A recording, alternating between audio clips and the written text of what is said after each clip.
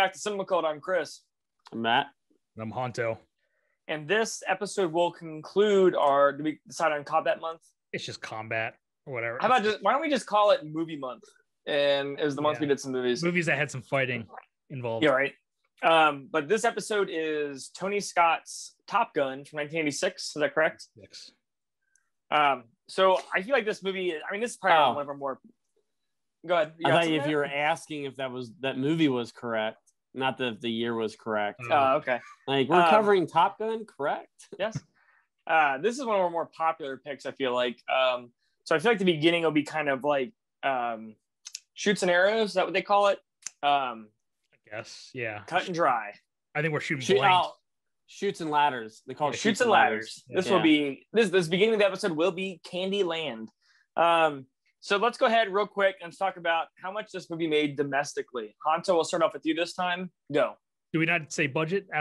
Guess the budget? Yeah, I can do budget first. Did I go out of order on this one? Budget. Oh yeah. So budget is insanely small. I had to look at this 5 or 10 times because I don't even know if what I found was correct. It has to be. But I will start off with you, Honto. What do you think the budget is? Is it like 18 million? Okay. Matt? I'm going to go with 7 million. Okay. It's 15. I thought it was going to be a lot higher than that. I was expecting a legit $50 million budget movie. They must have just bought a lot of stock footage for the jet scenes. Possibly. Or maybe, you know what? Actually, I have no idea. But with filming on a military base, maybe they got tax cuts on it. Oh. I have no idea. Oh, maybe I don't know. Yeah. So yeah, budget 15 million. Honto, I'll start off with you again. How much do you think it made domestically? 120 million. Okay, Matt. 150. 180. Matt wins. Wow. And then combined worldwide total, Matt, I'll start off with you. How much did Top Gun 1986 make? Don't go into the next question because I got trivia for this because worldwide total. All right. I'm gonna say 250. Okay, Honto. 256. Okay, 357. Ooh. Wow. Yeah. And then Magnum. All right. This is a random number. This next question I'm not going to get to Rotten Tomatoes yet because I guess you got something for that. Is that correct? No. For worldwide, this was one of the first movies to have, and Tom Cruise says this was his idea, but it was one of the first movies to have multiple premieres in different countries. Oh, cool. Yeah. So are you saying it wasn't just a U.S. premiere, but it was because before that the first time? It was just U.S. premieres, and then the movie was just it just came out. Yeah, worldwide. But he was actually going on a tour, country to country, and having premieres in that country for the Top Gun movie. The essentially their press tour, which is their red carpet. Yeah, everyone. Yeah, the red carpet tour. Yeah, that's pretty cool. Okay, that is really a fun fact. So let's go to Rotten Tomatoes score real quick. Matt, we'll start with you. 75. Ooh, okay. Honto? 72. It was 57. Oh, wow. Made you guys think it was a lot higher. That's really low. And then for a fun fact, how much do you think Tom Cruise made for the sequel to Top Gun entitled Maverick? I randomly found this trivia, so I was I'll just throw it in here. So Honto, I'll start off with you. How much is Tom Cruise making on the movie? How much did he get paid to do the new one? To do the new one. Oh. Okay. There was some beef with it was gonna be made back in the day, and he was asking for too much money. Really? So yeah. Okay. So it is a lot. Okay. I'm gonna go with 20 million. Honto? 50 million. Sources say he was paid between 12 to 14 million for this movie. Which is a lot lower than I expected that number to be. Yeah. Because I compare everything to Jim Carrey's $20 million paycheck for Cable Guy. Oh, okay. I feel like I don't know. Is that real? So the Cable Guy? Yeah, 20 million on Cable Guy. He was the first actor to ever get 20 million for a movie. Wow. For Cable Guy? Based off of the success of Mask, right? I think we talked about it on the Mask episode. Well, because you forget, all in one year, it was Ace Ventura, Dumb and Dumber, and The Mask. That's all one year. and then they offered him Cable Guy, and he got $20 million for it. That's so nuts. 2 out of the 3 involve him doing jokes with his butt, and he got paid like a lot of money. Get this guy a paycheck. Dude, talk about something we haven't had on the pot. I mean, I can't believe we've only done one Jim Carrey movie. Like, thinking back on it. I'm surprised we haven't done Cable Guy yet. I would love to do Cable Guy. I haven't seen it since theaters. Maybe August will be Jim Carrey month. Yeah. If you guys are interested. What other movies will we do? What's in this category? On the Jim Carrey? Okay, so we want to mix it up. So I would say Eternal Sunshine. Just I feel like that's his like grand opus. I think that movie is phenomenal. And then I'm trying to think of like a really bad Jim Carrey movie. The Deadpool. You know what? Just to get you to come on, so we can do Jim Carrey month, I will do Deadpool. We can talk about it. Dude, I would say do Once Bitten, but that movie is problematic in ways. I haven't seen it in a while, but I would do Once Bitten. Earth Girls Are Easy. Yeah, I would do Earth Girls Are Easy. That'd be a good one. Oh yeah, we talked about doing that a while ago. Yeah. It's just kind of random off story about that. Somebody posted it, or TCM posted it on Instagram because they're like, hey, we're gonna show Earth Girls Were Easy, and like a few of the like comments underneath were like, what happened to the classic movies?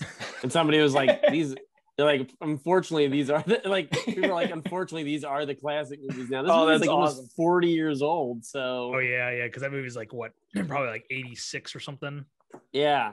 So it's kind of weird to like look at that and you're like, when I was watching like TCM like back in the, I don't know, early 2000s or something like that. Like you look at like what movies were 40 years old then. Yeah. You know what I mean? And now like those like Earth Girls Were Easy is almost 40 years old. That's insane. Which is kind of weird. Yeah. So we should talk about more about this. Like, you guys, what? Anybody else have any other opinions about? I'm excited about our Jim Carrey month.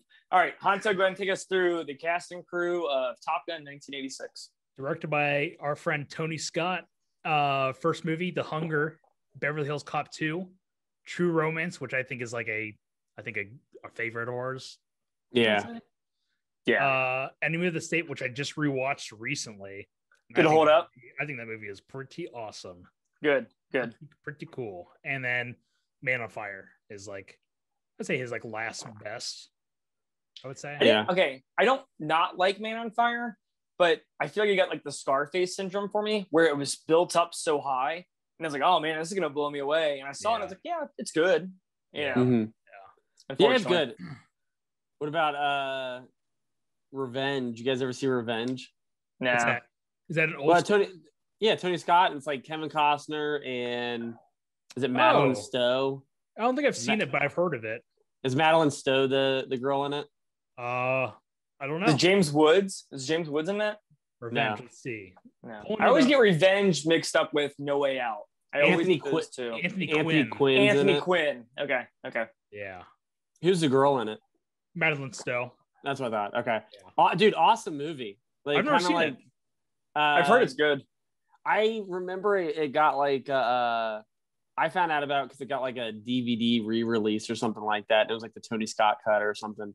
Does it have the tropes of Tony Scott where it's like the crazy action, slow-mo, you know? It's honestly though, it's a lot tamer. It's not an action movie. It's a lot tamer Tony Scott movie. And I think that's probably why it wasn't like or whatever. Yeah. But it's worth checking out. I like that movie a lot. Oh, I would also put in Crimson Tide. I think Crimson Tide is a pretty awesome movie. Yeah. Never saw it. Always wanted to. You got Denzel and Gene Hackman. What's that? Gene Hackman? Yeah, Gene Hackman. From Welcome to Mooseport fame? Yeah, that's what he's best known for. Exactly. That's what they talk about. Hey, actually, let me ask you a quick question. If you had to pick, I feel like we've talked about this before. No like explanation, but if you had to pick one, Tony Scott or really? I see I'd pick Tony. Ridley. Matt? Ridley. I'd pick Tony. Yeah. I don't know. Okay. Honestly, I'm very back and forth. No, you had to pick. I want to be the middle guy. I want to be the middle guy. Yeah, there's no middle guy. You said Ridley. It's too late. Like, so continue on Ridley stuff, but I also like a lot of Tony stuff. Okay, you can. It's okay. It was just No one's gonna judge you. It's okay. We'll probably wrap back around on this question when we ultimately do another Tony Scott movie. So when we do Earth Girls Are Easy, yeah, Tony Scott's biggest action movie, I think. Yeah. When we do Tony Scott's Welcome to Mooseport. Jeez, let it go, dude. The movie stars Tom Cruise as Maverick. Which is Tom Cruise, right? Is this our first Tom Cruise? On the podcast, yeah, I think it is. Yeah. Wow. But what was interesting is that actually the year before this, he worked with Ridley on Legend, 85. Yeah. Oh wow. Yeah. You guys seen that before? I've seen it. Yeah, a long time ago though. I used to watch the shit out of that movie. That's notorious for having the theatrical and the director's cut.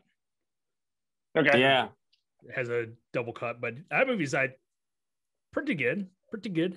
It's like Zelda. It's Zelda the movie. Well, actually, it inspired Zelda. Yeah, it's like the closest to a Zelda movie I think like we'll ever get.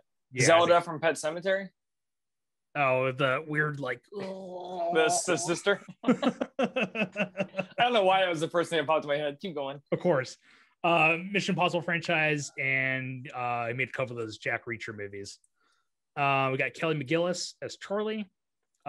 She's from Witness, The Babe, and The Accused. Then we got Val Kilmer as Iceman. Iceman. Iceman. Mr. Iceman. The Doors. No, if his family comes to like a get together, it's the Iceman. It's the Iceman family. The Iceman family, yeah. Or if it's just like relating, just so one of them is just Iceman. Yeah. You got it. The Doors, Kiss Kiss Bang Bang, which is pretty good. We brought that up on our Christmas episode. And Willow, which I feel like is at some point is a stay tuned to this podcast. Never saw it. Willow is another movie I used to watch the shit out of when I was a kid. And I watched it about like 5 or 6 years ago, and it was okay. Yeah, I felt like the same thing, but I feel like if we watched it for the podcast, I feel like there could be some good talking points. It just felt long when I watched it. And usually when we watch movies for the podcast, they feel longer. Oh, yeah, they do. So I can't imagine how long Willow is going to be if we watch it for the podcast. For example, today's episode, Top Gun, felt like a long movie. Right? Right? Yeah. Really long. Yeah, I'll tell you a good month, man. We could do Legend. I don't know why I'm doing my Johnny Carson. We can do Legend. Yeah. we can do Legend, Willow, and Neverending Story. I feel like that would be a good, solid fantasy month. Oh, fantasy. Yeah. Fantasy month would be all 3 movies I have never seen. So. Oh, wow. Interesting. Yeah. Very interesting. Yeah, Legend's pretty awesome. Legend, I feel like, holds up pretty well. The makeup is phenomenal in that movie. Dude, yeah. With Tim Curry as the Lucifer, or whatever, I don't know, the Darkness, I think is what he is in that movie. No, he's like the bellboy. Like he's like in charge of the bellboys, and he's like, he asked for the tip. Oh, well, that's Rob Schneider. So yeah. Oh no, it was. Oh yeah, Tim Curry was in charge of the. Yeah, he was bellboys. He was like the concierge or whatever of that hotel. Yeah. Did we do the second one on this podcast? We did. Yeah, it wasn't good. It wasn't really that good. It's just because you have so much to so much to live up to at the first. What's going on here? Okay, continuing on. Chris is writing T-shirts. writing quotes on T-shirts. So much to live for. Home Alone 2. Yeah, quote from Home Alone 2. Can you imagine that was like the poster? And it was like, there's so much to live for. Home Alone 2. Oh my God. It is super hot in this room. So everything is like 10 times funnier. This is amazing. And I'm drinking coffee for some reason. So keep going. Yeah, in this hot summer day. There's so much to live for. Anthony. Can we go back into it for a second? Yeah. So like if they made Home Alone 2, like say they skipped the first one, they remade Home Alone 2 now. Like everything now is made like super serious. Yeah. I imagine like they make Home Alone 2 like a really serious it's the A24 cut of the movie. Yeah, the A24 cut, and it's so much to live for, and it's like so a kid trapped in. It just ends so depressing at the end of the movie. Right. A kid trapped in New York. So much to live for. So much to live for. I just imagine that's like the critic review. It's like Chris, critic. You know, it's like Home Alone 2. What do you think? So much to live for. Earth Girls Are Easy. Earth Girls Are Easy. I would much rather watch Earth Girls Are Easy. You got Anthony Edwards as Goose, best known for ER. The problematic Revenge of the Nerds. That's kind of like a lot of stuff that happens in that movie is not really. That's your favorite movie, isn't it, Honto? I was gonna say that's up there for you. No, I've never seen it before. How do you know it's problematic then? It's a shame because it does have a lot of, like you said, it's problematic. Yeah. But it's a fun movie aside from all the stuff that aged horribly. It's a shame. Horribly. Yeah. Then we got Pet Sematary 2, which I feel like at some point we would cover maybe on the podcast. Dude, there's one scene. It's really, this movie's really weird. Is it? Yeah. Dude, there's a guy in that movie that looks just like Matt. Who are you talking about? Is it Brown or? Is that his name? It's dumb. This is a dumb joke because my hair's not long anymore. So go ahead, explain the joke. When Matt's hair was long? This has come up on the pod. I remember this. Go on, continue. Okay, I want to bet you some money. So when we do Pet Sematary 2, the thumbnail will be Matt's face, right? And no one will be able to tell the difference. They'll think it's the thumbnail for Pet Sematary 2. Does he have to put a bandage around his neck? Yeah, okay. And then 10 years later, we say, hey, it was Matt. Cool. Yeah, that's not. And then I bet you, that's not still from the movie. That was I bet you some money. Chris, is it pretty hot over there still, bud? It is so hot. Yeah, you're sweating. I can see it through the. Might get like a little tower fan or something for your. Yeah. Well, I'm wearing overalls and they're hanging down. Like I took the straps off. Yeah. And so now they're just hanging down at my waist. You're wearing 4 pairs of flannel pajamas. He was wearing a Canadian tuxedo on top of that too. Yeah. So cast and crew. Tom Skerritt as Viper returned from last month's episode on Alien, and then Poltergeist 3 in Space. Yeah, what's that? I didn't even process that when I was watching Top Gun last night. That we just watched Tom Skerritt in Alien about a month ago. This guy looks familiar. Well, I was like, what Tom Skerritt movies have I seen? And Poison Ivy. It was our episode on Poison Ivy. Is he in Poison Ivy? He's the guy that's having relations with Drew Barrymore in that movie. What's the one with Carrie Elways? The babysitter. I think it's our Crush. The Crush. That's Alicia Silverstone, right? Mm-hmm. And then she hilariously gets punched off of a merry-go-round at the end of the movie. What does she really?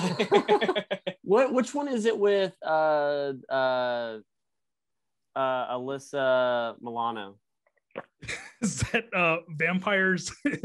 Was it Vampires Embrace or Embrace a Vampire? Embrace a Vampire. No, which one is it where she's trying to Poison Ivy 2? I think it's Poison Ivy 2. Yeah, and then 3 is Jamie Presley, right? Yeah, Jamie Presley for Poison Ivy 3. So really, next, man, how have we not done this trilogy podcast? That's for Sexy September. Oh man. Yeah, there's a lot of those movies. A lot of them. I did not realize apparently, that. I thought they were all one movie. No. All of them going after Tom Skerritt. No, get off. No. Continue on. Got Michael Ironside as Jester, Total Recall, Starship Troopers, Scanners, and then he actually kind of made a killing in the video game world as the voice of a Tom Clancy character, the Splinter Cell series. Oh, cool. I didn't know that. He did several games, basically made a killing off that entire franchise. And then we got John Stockwell as Cougar, previous episode Christine, and My Science Project. And then he directed a movie. Wait, what science project did you do? Oh, My Science Project. Okay, what was it? What's that? Yeah. Oh, I thought you had a science project. Hey, turn the fan on, Chris. Nice try. And then he got into directing movies, and he directed a movie. I think it was from 2006. It's like a horror Jessica movie. Alba. Oh my God! Turn on the fan already. No, the Jessica Alba movie. He directed. Let him get through it. Okay, go ahead. Turistas with Josh Duhamel. Oh, he directed that. Oh, cool. Yeah, I didn't know that he directed that. He directed that Paul Walker movie with Jessica Alba. Yeah, that's. Yeah, I think he did direct it. Sorry for interrupting you. I thought you were trying to make another. I can tell you got super defensive. I was like, I'm sorry. Wisecrack. There's a lot of people to list here. I'm not going to talk for the rest of the podcast. Okay, cool. Then we got Tim Robbins as Merlin, Shawshank Redemption, and Howard the Duck. And then we got James Tolkien, Stinger. What's that? So many other better movies. I know. I know. I'm just listing movies that we could potentially cover on the podcast. That's like my goal. How you do it? Maybe. I'll never tell. Okay. I'm not sharing my secret on this podcast. You just told us. So James Tolkien, Stinger, Back to the Future series, and then he recently showed up in Bone Tomahawk. Did you see Bone Tomahawk, Matt? Mm-hmm. He's in the very beginning. I did not like it. I know. I like that movie a lot. I like that. I need to rewatch it. I did not like Riot in what is it? Not Riot in Cell Block 11. What is it called? Brawl in Cell Block 99. Yeah. I did not like Brawl in Cell Block 99. That's I feel like that guy's movies are like, you either like them a lot or you're just gonna hate them. Yeah. I could see that. Who else we got here? We got Meg Ryan, Carol, Goose's Wife, When Harry Met Sally, Sleepless in Seattle, City of Angels. And then we got a couple other people. They're kind of like background characters. Can we list them? Can I talk, Chris? Now? Okay, yeah, go ahead. Back in. Chris, you can talk. Yeah. Okay, I'll tell you what. You should have mentioned with Meg Ryan. Inner Space, man. I would love to talk about Inner Space. Oh, yeah. Yeah, I would love to do Inner Space. Watched that a few months ago. Totally held up. Yeah, movie's very fun. Movie's very, very fun. Yeah. Speaking of Meg Ryan, though, if I had to redo this movie, I would have said Dennis Quaid and Meg Ryan were the two leads. I think that would have been a fun movie because I like their chemistry in Inner Space, and I like Meg Ryan as a lead. Nothing against Kelly McGillis. I think she's fine in this, but I think if I had to recast, I would have done those two because that's in their prime too. Like in '86, Dennis Quaid and Meg Ryan are like, the Quaids, you know. But there are other people in this movie that show up randomly, like the guy from Near Dark. Yeah, so Adrian Pasdar, he was in Near Dark. He was in several series of or seasons of Heroes. House of Frankenstein. What's that? House of Frankenstein. What's that? That's what he's known for. House of Frankenstein. It was a TV movie on I think ABC back when we were kids. I remember that movie. Yeah, and it was kind of awesome. And it was there was a lot of those it was a modern retelling or a modern version of the Universal monsters all coming together in a movie. Was that like a legit horror movie or was that a comedy? Okay, I think I do remember this movie. Yeah, that was back when ABC used to have they used to have their Friday night or Saturday night movie special. Yeah. I think it was Sunday. Oh, was it Sunday? I don't know. It was Sunday. They used to take Halloween. Sorry. Oh, I was just gonna say they used to make original content, which was always cool to see on TV. You know, tuned in. Yeah. Side note: I would love to do a TV movie month. Yeah. But the thing is, that's something I've been getting really into the last few years is watching TV movies, and there's a lot of them on YouTube that are for free. But there's some good ones that were on NBC and ABC for the longest time. I don't remember. Yeah, I remember there being some good ones on there. I don't remember good ones though. I remember just like the Fred Savage and Tori Spelling, abusive boyfriend or whatever. Yeah, those type. Okay. Actually, was that Keanu Reeves, Kiefer Sutherland movie?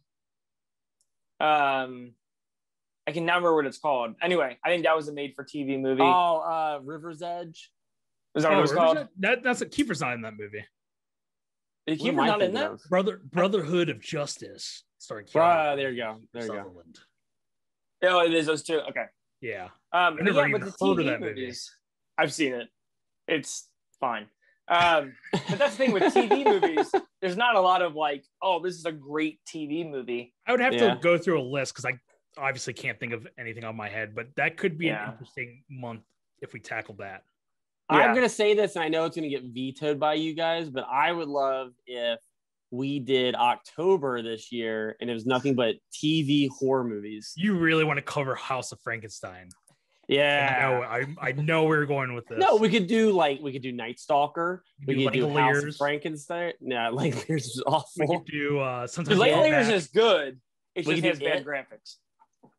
That movie's boring. It's like a 2-part of them in an airport.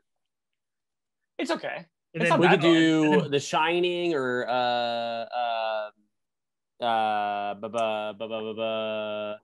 Babadook? Salem's Lot. Babadook. Or Babadook. So you just want to do Stephen King mode? No, we can. There's plenty of other. I'm rattling the ones on the top of my head, but there's plenty of like TV horror movies. That would be a lot of fun to cover. Dude, speaking of Langoliers, the only thing I remember about it is that the graphics are rough, and then the other thing I remember is the guy who plays Valky. The guy who plays Valky. Wow, Honto. What's that? That was like such a deep cut. Go ahead, Chris. Who's the guy from True Romance that's in it? Who plays Valky from Bronson Pinchot. Oh, yeah.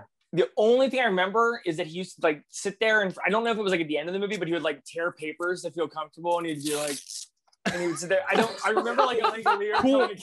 Cool prop comedy you got going on. It's a prop comedy. I tore a piece of paper. Chris has a bunch of post-it notes that he's trying to get through tonight. He's been using it for Johnny Carson and the Langoliers. And... Exactly. There's one more person in this movie, and I couldn't get it out of my head just because I remember the scene, is the guy from Terminator. Yeah, so Rick Rossovich as Slider. He's the guy, the boyfriend in Terminator who gets thrown through the wall or the window or something. Yeah, because he dates the girl with the headphones, and the entire time she just listens to her music. Yeah. What else is he in? I feel like he was in a zombie movie or something, but he looks really familiar other than Terminator. But I didn't look him up because that's your job. He was in Waxwork. Yes, he was. He was totally in Waxwork. As Michael Loftmore, uncredited, apparently. Okay, yeah. Who is the guy he's from a random, Terminator? Yes. Yeah. He's a random guy in Waxwork that gets thrown in when he's like visiting it by himself. Oh, Phantom of the Opera one. Yes, that's what I was going to say. Yeah. But I made a movie about Phantom of the Opera. And then I would say one last person. They'll make a movie about anything. Dude, what's that? Love Waxwork. It's probably one of my top 20 Man, favorite I need to give that movie time. another try. Or we tried watching the second movie together, and I was like, this is boring. Yeah, the second one's bad. I was here to watch a horror movie, not a court drama. That was good. The last person I will mention, Clarence Gilliard as Sundown. He's Theo in Die Hard, the computer nerd. Holy shit! That's the big cool. mic drop right there, dude. That's awesome. Hey, I didn't even pick up on Can I that. throw one more person in there? Crew. Sorry for the length, but it all culminates to something. There's one more. That was great. The captain, I think, I might be wrong, is the captain from Last Action Hero in this? Is that who that is? Who's the captain? Which captain? I mean, you know the captain that? Oh no, it's not Last Action Hero. There was a guy in this movie. Tom Cruise. Yes, Tom thank Cruise, you. Yeah. From Tom Cruise. He's the star of this movie. Yeah. Yes, from Top Gun. Yeah. There is a guy in this. I got to look it up. Honto, if you can fill some time and just talk about your personal life. Go ahead. Well, no, I can find it for you. You want to talk about TV movies? I just need you to tell me who you're looking for, and I'll find Matt, go ahead and talk about TV movies real quick while I go ahead. Okay, I was looking at some TV movies. Okay. And this might be kind of hard to do. I lied. Because like the only ones I could see that we could talk about is like Sometimes They Come Back. Yeah, that movie is actually I watched that recently. That movie holds up. Dude, it's decent. It's kind of terrifying when they come in like for his wife at the end of that movie, and they're all like. I kind of want to read the book because I heard the book is a little bit scarier than it's weird because the short story is like it's all like almost surrounded by him trying to do a ritual inside the school building to get rid of him. Yeah, that would be cool. I want to see that. Yeah. Trilogy of Terror. That was a horror or TV movie. Yeah. There's It. There's a movie that was they remade it with Katie Holmes, but it was originally a TV movie.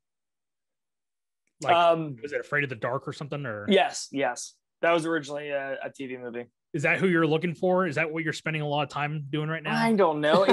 Your job, we're trying to cover your ass, and dude, there's a guy in this movie, and he's part of like, or he's like an upper, like a lieutenant or a captain or something. He's an upper decker on the ship.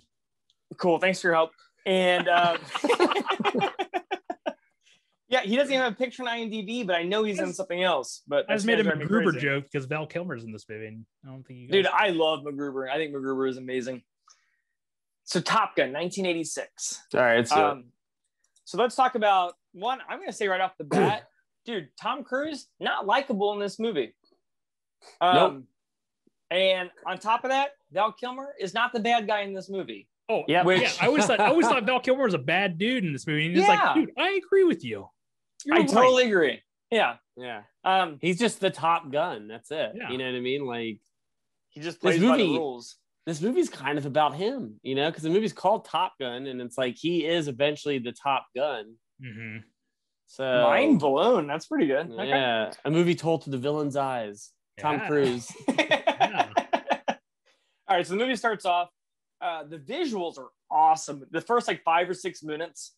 I love this version of the theme song in the opening credits. Yeah, it's not on the actual like soundtrack itself, at least the record that I have. But this version's awesome. I love it. Like with the bells, you mean, or like the like dun. Yeah, and then it's like Top Gun. You know what ruined the soundtrack for me as I was watching it? Is Gun. So they stick at the bar. Sorry, Matt. This score sounds like a Christmas album. It kind of does. Like a Trans-Siberian Orchestra or Mannheim Steamroller Christmas album. Yeah. That's a pretty good point. Yeah. Yeah. So like I don't know. This score's cool. You know what it makes me think of? I know we're barely like a second into this movie. But the ending? You want to talk about the ending? But we could. I have something for you at the end of this movie that kind of like ruined the movie for me. No, but like every time I hear the score, I think of the Top Gun ride at Paramount Kings Island when it was the Top Gun ride. Oh, the time we visited Cincinnati. Yeah. Yeah. Now it's just called the Bat, and I rode on it fairly recently, and I got really sick on it. Thanks, Garth. So Tom Cruise. That sounds like something like Garth would say from Wayne's What's over there? You didn't tell about how I spewed on the bat, did you? Yeah. So the scene opens up. It's really cool because it's like a sunrise or like a sun up type shot. It's very orange with like these awesome silhouettes. The music's great. And then all of a sudden it kicks into that and like it is such a cool like 5 to 10 minutes of an opening of a movie. Like it totally gets you jacked. Yeah. This movie would work better as just a music video for this opening, and that's it. 100%. Yeah, I totally agree. Yeah. But the movie is basically, and it's weird watching it this time and actually following the story because you have Top Cruise, and he doesn't really. So he is known for like not following the rules. Yeah. He's a loose cannon. Mm-hmm. He's a top. Dangerous. He's Are we talking about Tom Cruise or his character that he plays in this movie? Yes. And but Maverick is like, he kind of does what he wants to do, and there's never any repercussions for it. Yeah. That's the whole moral of this movie. He's been chewed out. He's been chewed out before. But not a big deal. Not a big deal. He'll keep doing what he wants to do. But the movie starts off, and it's so weird because for the first, this movie's like, what, an hour and 40? Mm-hmm. And nothing really happens for an hour and 32 minutes of this movie. Like, it's about a kid, not a kid. I mean, he's supposed to be like in like college age, I guess. Yeah. Who is in the military, and he's going through this Top Gun school to be a great pilot. That's the entire movie until the end when like we fight the Russians for like a second. The Russian MiGs basically show up, and they have to save the day. It's a really weird movie. It's basically this movie could be retitled as How Maverick Got His Groove Back, and then you got yourself Top Gun. That's cool. Yeah, I like it. Yeah, I dig it. And I don't really understand what. Go ahead. Sorry, Hanto, I cut you off. Oh no, because I was just going to say, because he kind of like loses it after, spoiler alert, Goose dies, and it's like he's got to work up the courage to go fight the Russians, and then he saves the day, and then he's Top Gun. I don't understand his character arc. Like, he's an asshole, and then Goose dies, and then he gets the jitters for a second, and then he's like, oh, I'm able to fight again. But it's kind of a weird character. I don't know what he's supposed to learn at the end of the movie. Like, continue being an asshole, and you'll succeed. Dude, he is. Well, he's an asshole in this movie. Yeah, like, he's not even good to Kelly McGillis. Is it McGillis? Is that how you pronounce it? Kelly McGillis, yeah. He goes, yeah. Like, at one point, he's just going to leave, and she's like, you weren't going to tell me? He's like, eh. Like, he's just very kind of like, whatever. they're all kind of assholes in this movie. There was a part where like I got like visibly annoyed. Not really, but I got visibly annoyed, and it was that part where they're in the restaurant and Goose is playing that piano with his kids and they're playing Great Ball of Fire. Yeah, and I'm just like, I'm sitting there thinking, I'm like, dude, the people that are just trying to eat their meal around them, and they're just like, shut up. And Meg Ryan's like, where's Dennis Quaid? Because he was in that movie, Great Balls of Fire. Yeah, there you go. Scanners. Actually, I don't mind but like, it's just, I would be so just irritated by all these people if I met any of them in real life. Yeah, if I was in the diner, I'd be like, pipe down, quiet. I'm trying to eat this meal. Trying to celebrate our anniversary. Diner, yeah. Trying to eat these cheese sticks and enjoy our anniversary. I just came here to eat some mozzarella sticks, and you're just bothering me with this Great Balls of Fire song. There's two things I want: jalapeno poppers and my anniversary, and you're ruining both. And this bloomin' onion, and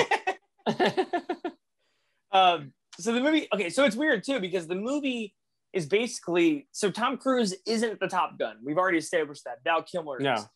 And then below him, is it Tom Cruise? No, it's the guy who drops out the beginning of the movie because he gets the jitters. Oh, Cougar. So technically, Dean Stockwell. Yeah, or John Stockwell. Stockwell, sorry. Yeah. So technically, Harry Dean Stockwell. So technically, the only reason Tom Cruise gets into Top Gun school is because he's the third best. Yes. Yeah. Yeah. Which is really odd to think about. And another thing to bring up, this whole beginning scene where this pilot kind of freaks out and drops out of the it's the military, right? Is it the Air Force? It's like Air Force, yeah. Or okay. I guess Navy would be Navy. Navy, yes, thank you. Yeah. So the whole reason this guy drives out of the Navy is because he just like envisions his family. He gets freaked out flying. He's done. Yeah. But the person he works with, his partner, is Tim Robbins, who shows up for 3 minutes in the beginning. Yeah, I know, right? And then 3 minutes at the end. It's really weird. And on IMDb, he's listed second in this movie, which is weird. Yeah. But I did not remember him in this movie whatsoever. It's very odd. Well, yeah, because he's wearing the helmet. This is Merlin. And then you don't really know it's Tim Robbins until when they're like celebrating at the very end. He takes off his helmet. And you're like, whoa, Tim Robbins. Dude, right? That's how I thought at the end when Tom Cruise took off his. I was like, Tom Cruise. I was like, Tom Cruise is in this movie? Wearing it with his naval uniform at the bar. He's just wearing that helmet Maverick. Top Cruise. Hey, not to jump to a spoiler, but I just want to say this before I forget. I didn't think about this like the last 10 minutes of this movie. Do you remember the scene from Hot Shots when John Cryer's got the glasses on and he's listening to Charlie Sheen land the plane? He's like, I just lost the wing. He's like, you're doing great. He's like, lost the other one. He's like, pull her in. And he's like, oh, there goes my engine. He's like, you're almost there. Oh, man. Dude, that's weird. You know, it sounds really stupid, and I never realized this, is that it just processed in my mind that both of those two, both of them were in, and they're 2.5 Men together. I did not realize that, because I hadn't seen Hot Shots in forever. Either have I. Yeah. But I will say, watching this, I didn't get like spoof vibes. I wasn't like, oh yeah, I remember when they do this in Hot Shots. Yeah. I mean, the only thing I ever think about. What do they do with the inverted? What do they do in Hot Shots? It's like loose change falling on the top of the. Yeah, something that Leslie Nielsen would have done. Yeah. Did you guys have this on? Speaking of the inverted, did you guys have this on VHS? Well, me and Chris did. Haunted, did you have this on VHS? We did, yeah. But I've never really seen it in its entirety until now. Do you remember the commercial, the Pepsi commercial at the beginning of this, where the guy had the Pepsi in his cup holster? And he couldn't get it out, and he was driving the airplane. I don't know, he's driving the airplane like this. He's flying the airplane. And like in order to pour the Pepsi into the cup, he has to like invert the airplane so the Pepsi will pour out into the cup, and it's upside down. Dude, kind of, yeah. That's kind of a nice little flashback. Yeah. I've never seen it. No. Never it was on the it was on the VHS. No Is it like the equivalent of like Last Crusade with that Pepsi commercial before? It's like yes. Cool. How come we have not done all 3 Indiana Jones movies or all 4 Indiana Jones movies? I'm waiting for you guys to recommend it. Those Yeah, are I would do. all like I've never seen them before. They're my favorite Okay, movies, all right. but they would be really good movies to talk about. Like all of them. We'll put Jim Carrey month on hold in August. Adventure August. And what? No, I will just do Indiana Jones August, and we'll just do all 4. Okay. All yeah. 4. Yeah. Dude, I watched Kingdom recently. We'll get a viewer request. Yeah, somebody requested. I'm not choosing it. Yeah. We chose it as a group. We chose poorly. So basically, there's a lot of like back and forth scenes throughout this movie where Tom Cruise and Goose, that's their real names, they end up going into the Top Gun school and they meet Iceman, played by Val Kilmer, and Iceman family. The Iceman family. And he doesn't like Tom Cruise at all because he's this loose cannon and he doesn't follow the rules and he only cares about himself. And I do not blame Val Kilmer's character for not liking him at all, because Tom Cruise is a jerk in this. Mm-hmm. And not only is he a jerk to his like team, but he's also a jerk to the woman that he meets at a bar, which I will say this scene is iconic. Yeah. Cringy. So, cringy. Is it cringy? It's cringy. Yeah. It's cringy, but they later parodied it in Scream 2. Yes, they do. Yeah. No, do they really? Yeah. Yeah. Don't you remember like Timothy Olyphant? Yeah. Jerry Slider is singing that song, and Timothy Olyphant's like, Top Gun. Tom Cruise. Or he's like, Top Cruise. I was thinking of a Scary Movie, and it was like, never mind. I was thinking of like a parody within a parody. When you said Scream 2. I was like, okay. I know exactly what you're talking about. But the iconic scene in this is Tom Cruise sees Kelly McGillis. What's her character's name? Charlie. Is it really? Okay. Yeah, she's basically, because when they introduce her, they say she's a civilian contractor, codename Charlie, basically. Okay. One thing I will say I do not like about her character, I don't know, she seems like a tough character, but like she just kind of like whatever Tom Cruise does, she's just kind of like, what can you do? He's charming. You know what I mean? Yeah. Like, okay, well, I'll get there. So they're in the bar, Tom Cruise sees her, and I guess him and Goose have this thing where Tom Cruise approaches a girl, and then Goose is like, don't worry, ma'am, I'll take care of this. And then like Goose acts like he punches him, and then Tom Cruise goes into a song. Yeah. And so Tom Cruise sings to Kelly or Charlie, and it's very charming. And then he follows her into the bathroom, which, like, know your boundaries, dude. She said no. Yeah. He's a Top Gun. Yeah. I don't know if you know, but I'm Top Cruise. But yeah, he follows her. Good. I'm going to ask a question too. She's older, right? She's supposed to be older than him because she refers to him as a kid in the bar. Well, he's supposed to be 14 in this. Yeah.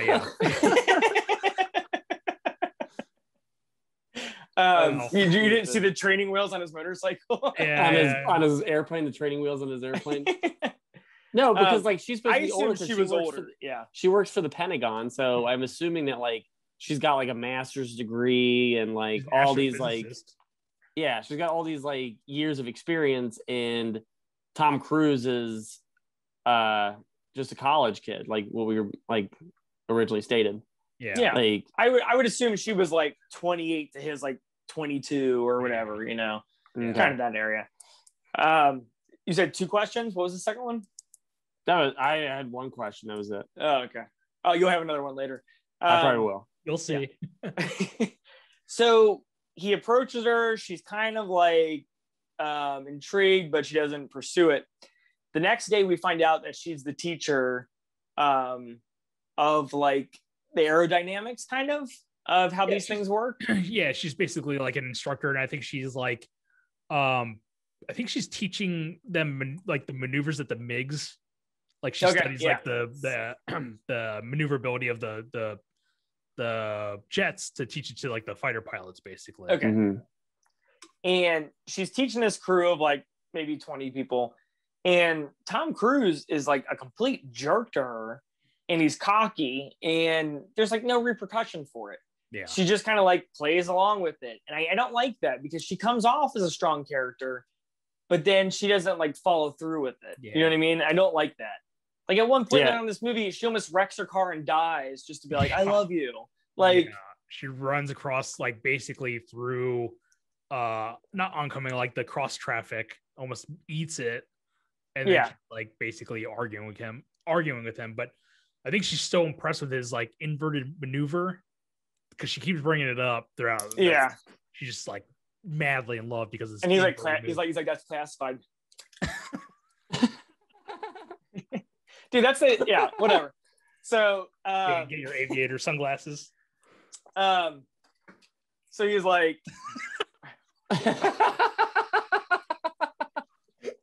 dude, man, Mr. Props, man, they're everywhere. If you're listening on Spotify, you are missing some prop comedy. Yeah, pause the episode and jump on YouTube. But yeah, so she's like totally intrigued and impressed by him. And she comes off like a character that wouldn't deal with this BS, so that he would have to like win her over. But that's not the case at all. She just kind of like cut the BS. Him. Yeah, cut the BS and learn how to be a top cruise. Top cruise. So for like literally the next like half an hour of this movie is Tom Cruise with Charlie. Yeah. And then him doing some maneuverability, and like it just keeps kind of going back and forth between those two things. A lot of locker room talk and volleyball. Montage and just like, oh man, gotta love that volleyball montage. what is going on this movie? Even the song was killing me, man, because what's the song? It's like just playing with the boys or something like that. It's so 80s. It's like what I immediately thought of this scene is that scene in Wet Hot American Summer when it's like we gotta go to town real quick. Man, it's always good to like just play some volleyball, even if it's just for a minute. So he's kind of seeing her. They're kind of having a thing going on, and then we get the volleyball scene. And then I think we're kind of like, I'm not trying to jump through the movie, but I think like the next kind of big thing that happens in this movie is Goose's family comes into town. We meet Meg Ryan and his child. Yeah. And then there's some kind of a child. This is my child. This child apparently joins the Top Gun program because he's in the sequel. He's got the mustache. Spoiler alert. Played by Miles Teller from Whiplash. Yeah. Oh shit! Really? Yeah, he's playing Goose's son. He's got the stick mustache. Look at the promo pic. Yeah, I didn't realize that was him. Yeah. It's him just smelling his finger in the trailer. Is that what you guys are trying to tell me? That's a visual gag. It's a mustache. It's a mustache. You're Tom Cruise, aren't you? I'm Goose's son. What do you think? Goose's son? You don't see the resemblance? Like in a slow motion scene, he puts his finger. It's like a curly mustache. Yeah, and then it's like a miner's mustache, like a gold miner's mustache. There you go. This is the best visual we've ever had for this podcast. He comes back. Yeah, the goose gave you the wings. You can't guess who I am? Jeepers Creeper? No, Goose's son. The bad guy from Sonic? Jim Carrey monk? Dr. Goose Robotnik? I don't even know where we're at anymore. So we meet Meg Ryan and we meet Goose's son. Yep.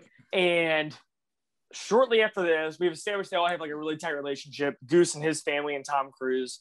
Mm-hmm. And Charlie's kind of involved in it now too. But the next day at flight school, there's a malfunction where they have to eject from the jet that they're in. Yeah. And they release the cover of the jet. Goose ejects, hits the cover. Mm-hmm. And I guess like he instantly breaks his neck is what I'm assuming is happening. Yeah. Basically what happens is they get caught in the jet wash of Iceman's plane, I think, or jet. Okay. And then it causes the engines to basically malfunction. They're caught in a tailspin or whatever, flat spin. I can't remember the flat spin. Yeah, and then they are forced to eject, otherwise they're gonna die. And when they do that, I think you could tell because Tom Cruise is like stuck. He's like, I can't reach the ejector. They're like flying so fast that he's like stuck on the window. He's like, you gotta see this. He's like, you gotta pull, Goose. You gotta pull the ejectors. and they pull it. Is that what happens? Is he's forced to... Yeah, his like face is like pressed up against the window. He's like, I can't grab it. You gotta really? Oh, okay. I didn't realize that was and so going Goose pulls the thing from the seat or whatever, and then it kind of doesn't make sense though, because it's like, okay, they're in a flat spin, right? Yeah.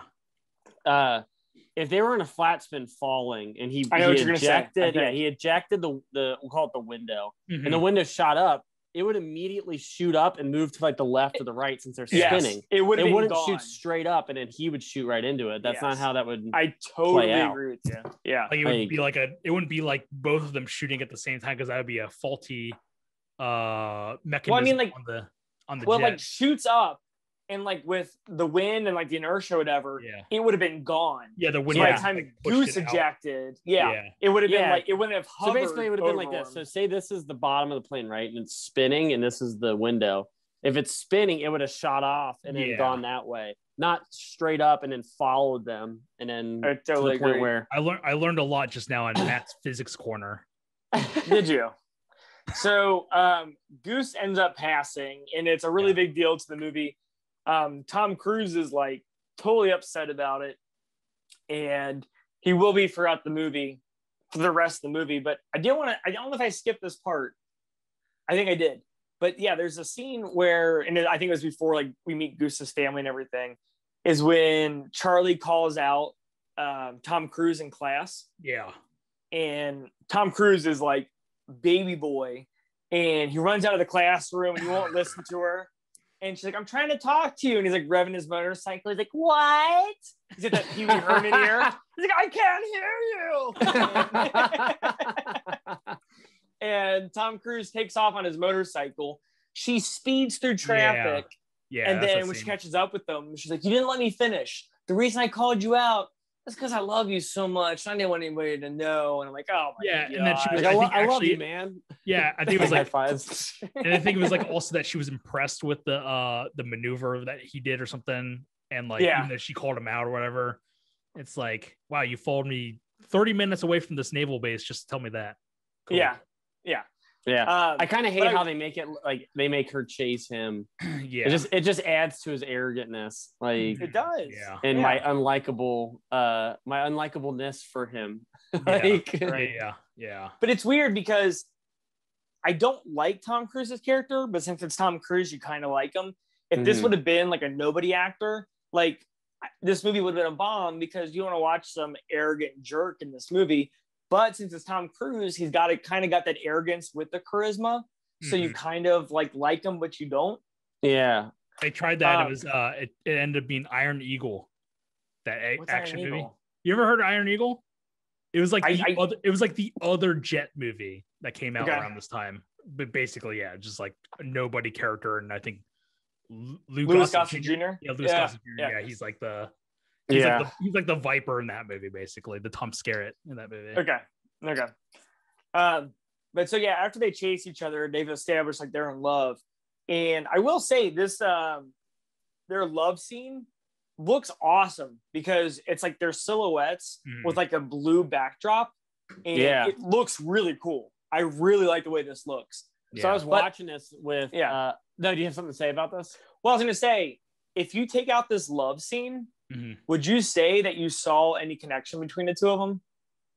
Because it's more like told. I feel like it's not really as much felt as it is just told. Yeah. Like, so when she pulls up and she's like, I love you, it's like they're telling us instead of like us really falling for them. Yeah. Show us. Every time it shows the two of them, like they're talking about Tom Cruise. Like they don't have anything in common. Yeah, he doesn't care about her. He doesn't even know that she's like the instructor. He's like, you're an instructor at a school. She's like, yeah, your instructor. I'm your instructor. Oh, that'd be really cool. I'm in school. That would be really cool.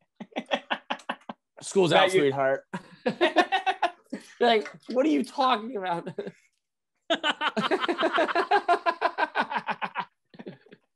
Another His glasses are ginormous. There's 10 of them over here.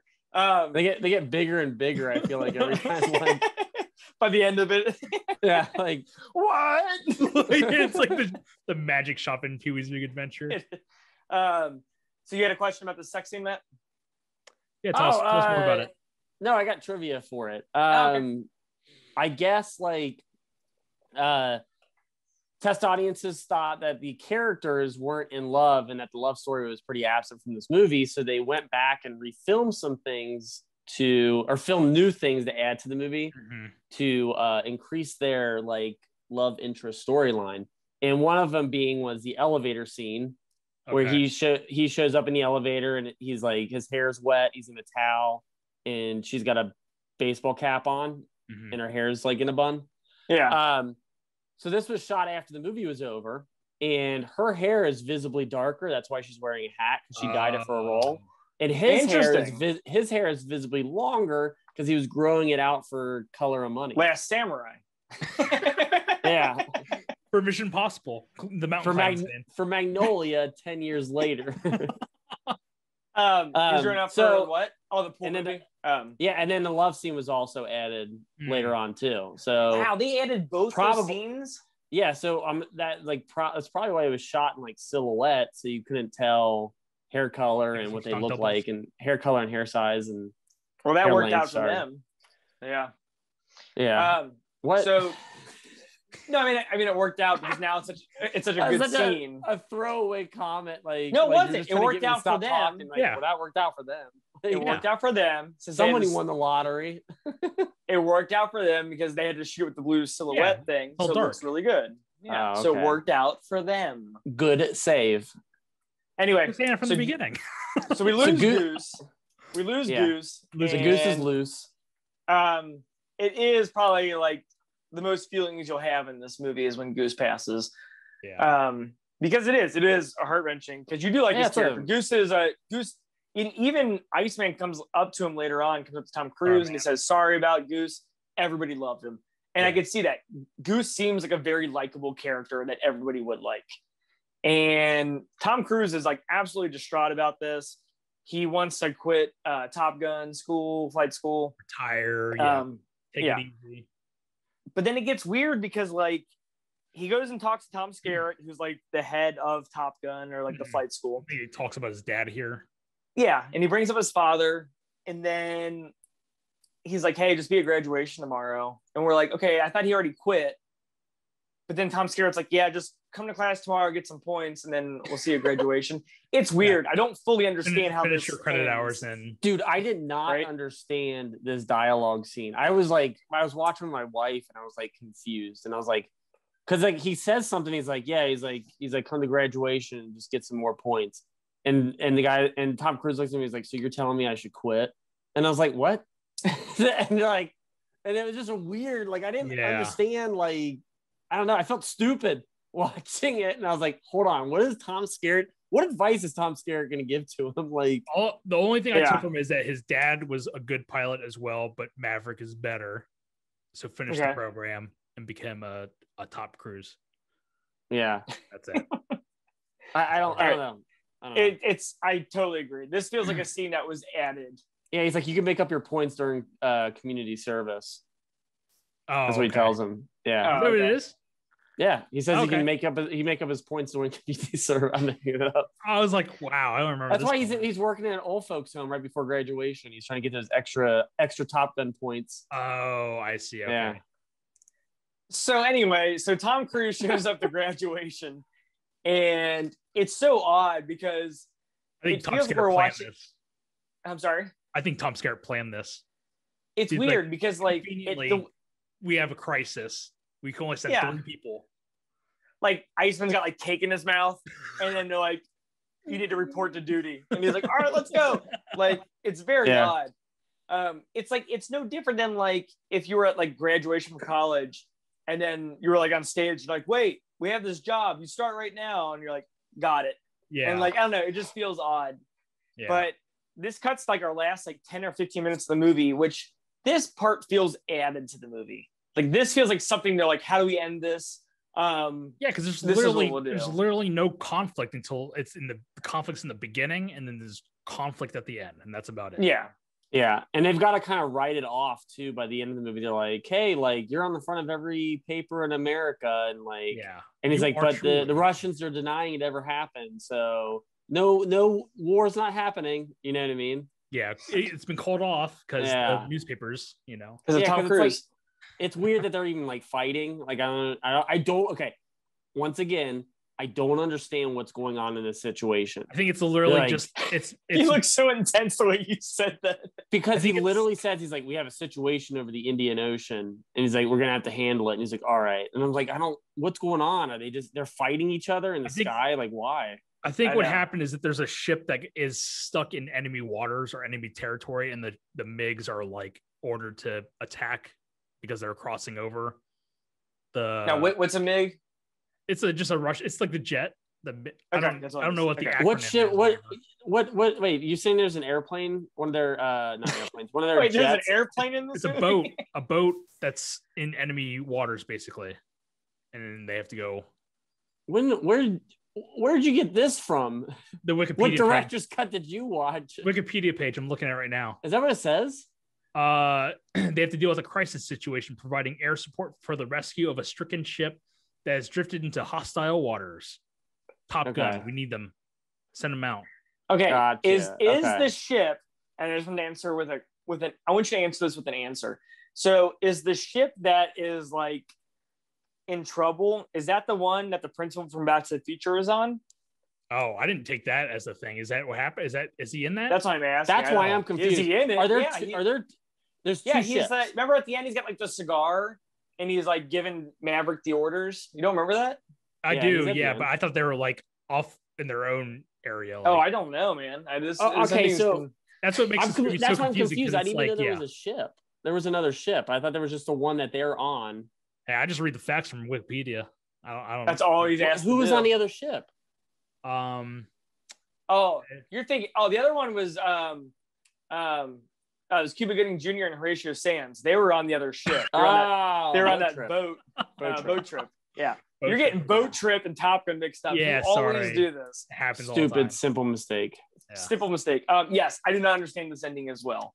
I think what's not good is that they don't really establish they didn't do like a lot of exterior shots of like boats or like ships or like jets. I mean, they do, but it's like a lot of close up. They're just like, all right, you got to go from graduation to the air, and then it's just like they're already in the air. That's all, yeah. Like, Jesus, this is the end of the movie already. Like, I'm so confused. Yeah. What do you guys think of this ending?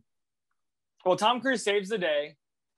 He's going to kind of do his own thing, and then he realizes, nope, I got to be there for Val Kilmer.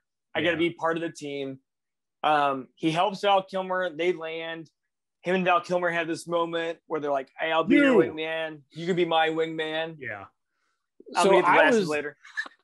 I was reading something that was kind of interesting about the ending of this movie, and technically they lose. Because the point of... Okay, so I'm going to break it down real quick. So please. That the point of the Top Gun school is that they need to reteach top fighter pilots how to do dog fights in the sky, because in the Vietnam War, they said that jet fighters became too dependent on missile attacks as opposed to machine gun attacks. So they need to teach them how to do dog fighting using machine guns. That's why it's called Top Gun and not Top Missile. Okay. And at the end of the movie, technically they didn't learn anything because Tom Cruise, they take out 3 of the MiGs with missiles, and the machine guns are only used, I think, once. Yeah. So technically they did not pass, like they passed Top Gun school, but they did not use what they learned in Top Gun school. Cut to the ending of Burn After Reading. What do we learn here? Fuck so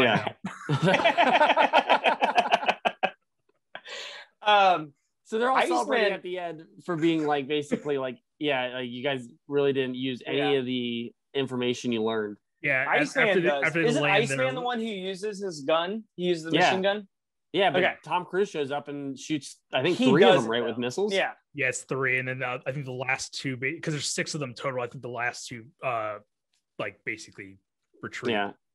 Yeah. Back into their own water territories where the U.S. shouldn't have been in the first place if this Wikipedia is right? Yeah, like, probably, yeah. So U.S. is in enemy territory waters, and then they're in the wrong. because they're in enemy territory. Maverick is always in the wrong because he's a piece of shit in this movie. And they shouldn't be fighting any of these MiGs. Like they shouldn't even set any airplanes or any jets into the sky to fight these guys. They're basically doing the equivalent, and I'm sure you guys have done this when you were kids, but like doing the thing where you're like standing next to somebody's head and like, I'm not hitting you, not hitting you, not hitting you. That's what the jets are doing in this movie. They're like, we're not hitting you, not hitting you, and the jets are or the MiGs are like, all right, let's go take these guys out. You know? Yeah, that's pretty close actually. And that's Top Gun. Well, Top Gun. Well, then we have our last scene where Tom Cruise is sitting at the bar reading the paper, and the song from earlier in the movie that Tom Cruise sings to her gets played on the jukebox. Yep. Which I can't remember the artist. It was the something brothers, like the Smotherly brothers. No, Chumbawamba. It was. Yeah, it was Chumbawamba. That's Mamba. It was Mamba number 5 that came on. Yeah. Like, he looks back behind him like, get your motor running. I know this song. Righteous Brothers. Righteous Brothers, who are huge in '86, and then previous episode Ghost. Yep. Yeah. And so good for them, man, to have like 2 iconic moments in movie history like that. Well, I'll say too, like I was watching this with my wife, and she's never seen it, and we were watching it, and she made a comment. She's like, "Man, this movie has like every like big song from the '80s." And I was like, "No," I was like, "This movie was the one that started all those big songs. Like, this is where they all premiered in, like Take My Breath Away and Danger Zone, and like they're all coming from this movie. Like, it's a pretty this is probably one of the most iconic soundtracks like ever." I mean, if you're looking at 80s and you got like your Footloose, your Top Gun, your Rocky IV, your Cocktail, like those are like huge soundtracks, and Tom Cruise is part of both of them. Yeah. Do you think we'll have? Well, let me finish this real quick. So he finds Kelly in the bar. They approach each other. They don't kiss. Fade to black. That's Top Gun. Mm-hmm. My question: do you think that the new Top Gun Maverick is going to have iconic songs as well? I doubt it. No, because we're in 2021 and we don't like to have fun anymore, and everything is super serious. I doubt it's gonna be very serious. I doubt there's gonna be like that Pitbull Top Gun song when he's like Top Gun. It's like, or it's gonna be like Fireball. Yeah, it's gonna be like a DJ Khaled. DJ Khaled, Khaled. Top Gun. We're back. Top Cruise. There's gonna be a whole lot of that and nothing iconic. But see, if you're going to make a sequel to Top Gun 25 years later, you got to have something. I don't know. I can't see the Kenny Loggins song not be. Let's take a vote. They will. Do you think Danger Zone will be in the new movie? They will, but it'll be like a dubstep version, like that Mortal Kombat theme song. Danger Zone. Call 911.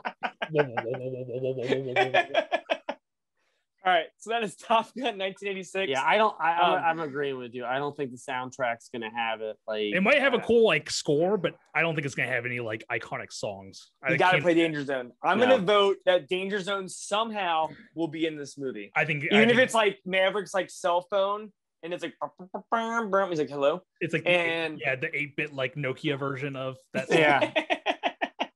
Or he's like in a cover band at a bar. He's like, Maverick, we need you back. Stop playing the stupid song. Hey, be really quick though. There you go. Do it. There you go. That looks like one of those joke glasses with the nose and the mustache.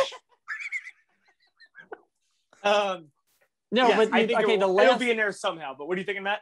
Okay, that last shot in the movie though, we do need to talk about this. Why? This is a weird last shot in this movie, right? Why? I don't think so. Because they don't kiss; they just kind of fades out. Yeah, because you know it's going to happen. I feel like. Yeah, Take My Breath Away Part 2.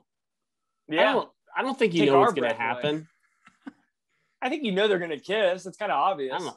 Well, I know, but it just seems kind of weird to like show like them about to kiss and then they don't kiss. Yeah, it's very anticlimactic, I guess. Yeah. Like, what if, because it's a side shot, right? And they both like walk up. But like, what if you turned it a different angle and she's standing at the bar and he's looking at the jukebox and they're not even like facing each other? You don't even it's an optical illusion. Like, it looks like this, but in actuality, it's like this. You think it's a lamp, but it's two faces. It's a gold dress, not a blue one. She's wearing a gold dress. Dude, I like this. Like, and then after the credits, then it does your camera swoop around, and they don't even acknowledge each other. And he's exactly. They have no idea like, they're even in the same room. They have no idea. She's like 2 fireballs, and and he's just staring at the jukebox. I think it's the best thing you've ever said. Top Gun, 1986. It has a 57% of Rotten Tomatoes. I will give this 57. I think it's awfully low for this movie. I think Top Gun, in my books, I will give it a 75. I think it is a fun movie. It's got some great shots. It's an iconic score. Whether we like Tom Cruise or not as the character, like he is charming in it and is very charismatic. I think it's a fun movie. I think 75 is accurate. I don't think it's a 57 whatsoever. So, how about you, Honto? Say like 65. 65. Okay. This is a lower tier Tom Cruise for me. Okay. And felt very long watching this. And agreed. It's hard to watch a movie where the main character is very unlikable. And I will say that some of the jet shots are pretty cool. The aerial fighting shots, I think those are really, really great. I don't know how they're able to do it in the 80s, but I've seen clips of the Maverick, some of the shots from Maverick, and I'm stoked to see some of the shots in this movie, because apparently Tom Cruise is actually in the cockpit, or not the cockpit, but he's in the jet doing some of these aerial dog fights. It's gonna be it looks I'm stoked. Yeah, and like you said, not to cut you off, Matt, but even for 86, this is pretty impressive. These are good looking shots. This isn't it's good for 80s. It's good in general. It's really well done. So, all right, 65% for Honto. Matt, what do you got? I would say, definite kudos to being a real movie. There's a lot of real stuff going on. That's it's something we take for granted nowadays. So I'm sitting at a 70%. Okay. But what I would say is that I think my problem with the movie is I feel like it tells the wrong story. And I think the right story would be to focus more on the psychology that goes behind some of these fighters, as far as we get it for a second with Stockwell in the beginning. Yeah. And he gets that kind of frozen moment. And then more so what drives them to do this, this is a crazy job. So what drives them to do this crazy job? So I would say I would almost rather have seen a Hurt Locker version of Top Gun than just let's go after the popular. Then instead of the Navy recruiting 90-minute movie that we watched. This is totally a recruitment video for sure. They set up the Navy set up recruitment booths outside of this movie. They said it's the most recruitments application, the most applications they've ever got in the history of the Navy. I totally believe it. That and Battleship. I think that and Hot Shots. I will agree with you as far as I forgot the point you were just making, but psychology, I agree. That's where we're getting back. They should have revisited John Stockwell at some point. He's just kind of in the beginning, and then he's just out of it forever. They should have gone back and revisited that, and then dived a little bit deeper when Maverick has a breakdown. They should have dived got a little bit deeper on the psychology of his situation. Dude, I'll tell you what. I was gonna say at the end, instead of Tom Cruise going to visit who's the guy from Alien? Tom Skerritt. Go visit what's his name from the beginning who dropped out. That would have been way more appropriate. Yes. Yeah, give me a scene of I couldn't do it, man. But give me this heart. I don't know. I think that would be a cooler scene. That would have been way more appropriate. I feel like. Yeah, because you could I would understand, because Tom Cruise is unlikable in this movie, but I could understand that his arrogance is coming from some kind of mental armor that he puts on to do the job that he does at the state of, you know what I mean? It's kind of you see a lot of cop movies, police movies, where they put on this kind of mental armor to get through their homicide detective job. It was Lethal Weapon, right? Lethal Weapon. Yeah. Departed. Yeah, I was thinking Heat, Al Pacino in Heat. But to see that, and that, I think that would be essentially what they do in Hurt Locker. Yeah. So that's what I would like to see. But saying that, I am very excited about the sequel of this movie because it's shot in IMAX and it'll be in IMAX theaters, and it just looks really fun. Like, it looks like a really cool visual, dessert for us. Yeah, it's the same guy that directed Tron Legacy and Oblivion. Oh, okay. Cool. I love Tron. I couldn't get into Oblivion. Yeah, I didn't see Oblivion. I thought it was boring, but a lot of people steer towards Oblivion than they do with Edge of Tomorrow, because they're like the really Live, Die, Repeat, whatever you want to call that movie. But yeah, people lean towards Oblivion because they came out around the same time. But okay, I thought it was pretty boring. But Tron Legacy, I remember being slow. I like Tron Legacy. So do I. Love Tron Legacy. I'm in the minority on that, but nope, I'm right there with you. I'll tell you what, this is probably going to date the podcast. Did you see the release date for the new Top Gun? No. It got pushed to November. I thought it was going to get a summer release. I'm kind of bummed. That's a summer movie. Yeah, 100%. It was originally scheduled for 2019 July, and was it really 2019? Yeah, and postponed because of the complex fight sequences, and then of course COVID that pushed it again, and so it looks like November 2021. And hopefully this movie's awesome because they had 2 extra years to make this. Dude, that's how I feel about that. That's how I feel about Ghostbusters. That's how I feel about James Bond. Like, you have time to perfect these movies and edit them like a perfect movie, and there's no excuse. So, go ahead. I was just saying. No, you got something good. I'll be real. That James Bond movie is not going to be good, but yeah, we'll save that for a potential Now Playing episode. Oh, I'm sure it'll be now. Yeah, I would hope we talk about it. Month. Yeah. Yeah. Oh, yeah, that's what we're gonna do. Oh, speaking of, so that's gonna wrap up Combat Month.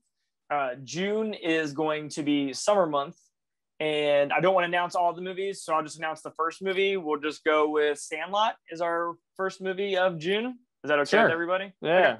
So yeah, we're gonna do movies that remind us of summer. We'll start with Sandlot. I feel like that's a lot of people's favorites, so we'll start off strong. Actually, I think they're all strong picks. What we got coming up?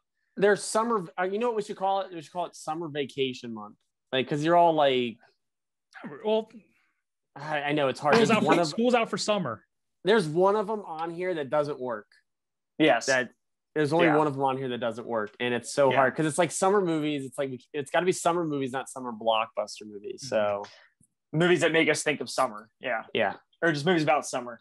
Yeah, movies about summer. But we have decided we're going to take July off just to recoup, just enjoy the summer. We found out we're always better when we take a break and then come back strong. So take July off. We'll be back in August. I don't know what we're going to do, but we're talking Jim Carrey and Indiana Jones. Maybe we'll do the movie they were both in together. Does it exist? I don't know, but we might do it, and that's cool. Versus episode Ace Ventura versus Last Crusade. Regarding Henry. Yeah, regarding Henry.